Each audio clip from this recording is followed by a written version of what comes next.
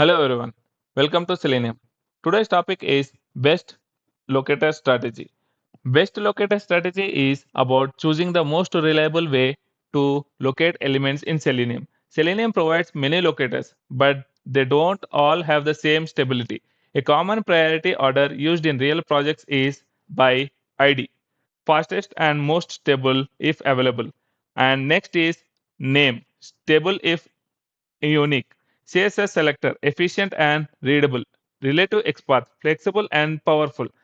Dynamic XPath, when attributes change. Index XPath, when it is the last option.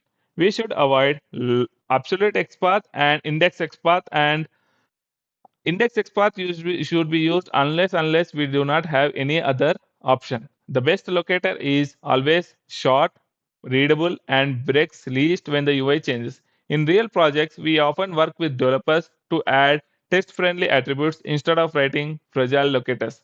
In the sample script, if we have used, I have preferred XPath, which is relative. This is the best way to identify the elements. And best locator strategy is always applied in Selenium automation, which will speed up the maintenance. Not all locators are equal. Stability matters more than the ease.